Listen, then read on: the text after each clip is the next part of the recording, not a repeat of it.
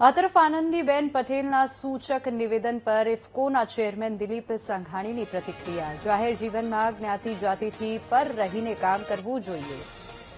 જ્ઞાતિવાદ મર્યાદિત રીતે રચનાત્મક કામ કરે તો તે રાષ્ટ્ર સેવા છે અને કટ્ટરતા અને સમાજની લડત રાષ્ટ્રને નુકસાન કરે છે। અને પાટીદાર સમાજના આગેવાન દિલીપભાઈ સંઘાણી આજે સુરતની મુલાકાતે આવ્યા છે। ત્યારે દિલીપભાઈ જ્યારે સુરત આવ્યા છે ત્યારે કેટલાક સામાજિક પાટીદાર સમાજને લઈને કેટલાક સામાજિક પ્રશ્ન છે તેને લઈને પણ આપણે દિલીપભાઈ સંઘાણી સાથે વાત કરીશું। દિલીપભાઈ, થોડા દિવસ પહેલા જ્યારે આનંદીબેન પટેલ સુરત આવ્યા હતા ત્યારે એક એવી વાત કરી હતી સૂચક કે લેવા કડવાના નામે વહેંચાયેલા રહીશું તો ક્યાં સુધી આમ ચાલે છે? કે લેવા કડવા આજે પાટીદાર સમાજ વહેંચાયેલો રહ્યો છે, એને લઈને આપ કઈ રીતે જોઈ રહ્યા છો, શું કહેશો? એક તો તમે પેલા કીધું પાટીદારનો હું આગેવાન, હું પાટીદારનો આગેવાન છું જ નહીં, પાટીદારનો દીકરો છું એ પાકું। હું સામાજિક કાર્ય કરી રહ્યો છું અને જાહેર જીવનમાં કોઈ જ્ઞાતિ જાતિ કોમથી પર ઉઠીને સમાજના સર્વ ક્ષેત્રમાં સૌના કલ્યાણ માટે જે મોદી સાહેબે કામ કીધું છે કે સૌનો સાથ સૌનો વિકાસ, સૌનો સહયોગ લઈને સૌના વિકાસ માટે જાહેર જીવનમાં કામ કરાય। જ્ઞાતિવાદ મર્યાદિત રીતે રચનાત્મક કામ કરે તો રાષ્ટ્રીય સેવા છે। દાખલા તરીકે સૌ જ્ઞાતિઓ નક્કી કરે કે અમારા બાળકો શિક્ષણ વિના નહીં રહે, એને જેટલું શિક્ષણ લેવું છે અમારો સમાજ પૂરું કરશે।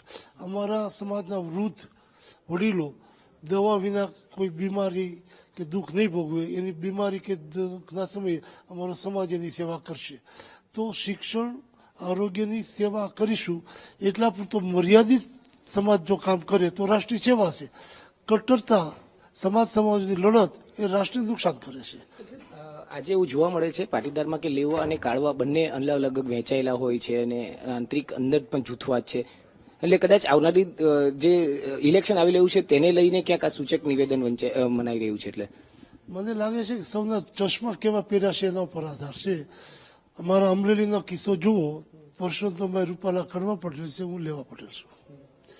કડવા પટેલની સંસ્થા પણ ચાલે છે, લેવા પટેલની સંસ્થા ચાલે છે। જ્યારે શહેરમાં સંખ્યા ઘટીને સુરત કે અમદાવાદ તરફ શરૂ થઈ તો કડવા પટેલની સંસ્થામાં સંખ્યા થોડી સમાવેશ હતો, લેવા પટેલની સંખ્યા વધી ગઈ હતી। તો કડવા પટેલ સમાજની સંસ્થાએ કીધું કે અમારે ત્યાં મોકલી આપો, અમે અમારે ત્યાં રાખીને ભણાવીશું। તો ત્યાં ફી ઓછી હતી, 5-10 રૂપિયા, લેવા પટેલમાં 5-10 રૂપિયા વધારે હતી। તો ઓછી ફી લઈને પણ જે લેતા હતા એટલી જ ફી લેવા પટેલની દીકરીઓ ત્યાં ભણતી હતી। અમારે ત્યાં આ ભેદભાવ અમે જોયો નથી। બીજું, હમણાં થોડા દિવસ પહેલા કામરેજ ખાતે પાટીદાર અગ્ર સમાજની બેઠક મળી હતી અને તેમાં એક એવી વાત થઈ હતી કે પાટીદાર સમાજના લોકોએ શિક્ષણ અને આરોગ્યમાં લાભ નથી મળતા અને સમાજના નામે સ્વાર્થ સાધતા કેટલીક સંસ્થાઓ છે જેના ટ્રસ્ટીઓ સામે તેમને વિરોધ દર્શાવ્યો હતો। એટલે કે જે લાભ મળવો જોઈએ એ નથી મળી રહ્યો સરકાર તરફથી। સામૂહિક લાભ અપાતા નથી પેલા તો, એટલે આ બોલનારા ખોટા છે। વ્યક્તિગત બીમાર હોય તો સરકારની યોજના હોય, વ્યક્તિગત અરજી કરવી પડે, વ્યક્તિગત એનો સંપર્ક કરવો જોઈએ, તો આ સામૂહિક ક્યાં સવાલ આવે? એટલે મને લાગે છે કે રાજકીય રીતે આ ઉઠાવેલા મુદ્દા છે અને એમાં પ્રેસના મીડિયમથી હું પ્રેસને વિનંતી કરું છું, સમાજને તોડનારા મુદ્દાઓ નેગેટિવ પ્રેસના મીડિયાથી પ્રચારથી દૂર રાખવા જોઈએ। શિક્ષણ અને આરોગ્ય દિવસે ને દિવસે મોંઘું થાય છે, તેને લઈને લોકોની સ્થિતિ ખરાબ થઈ રહી છે, એ વાત છે આ મીટિંગમાં।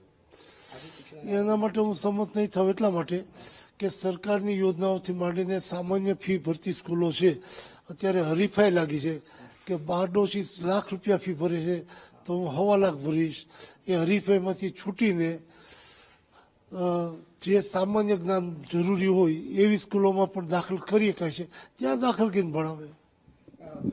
પાટીદાર સમાજના અગ્રણી દિલીપભાઈ સંઘાણી અને ઇફકોના ચેરમેન જે દિલીપભાઈ સંઘાણી સુરતમાં હતા અને આ સુરતમાં જ્યારે તેઓ આવ્યા ત્યારે કેટલાક સામાજિક લેવલે મુદ્દે તેમની સાથે સીધી ચર્ચા થઈ અને લેવા કડવા પાટીલ ન હોવા જોઈએ, તમામ એક થઈને કામગીરી કરે તેવી ચોક્કસ તેમણે વાત કરી છે। કેમેરામેન દેવેશ સોલંકી સાથે ધ્રુવ સોમપુરા, વીટીવી ન્યૂઝ, સુરત।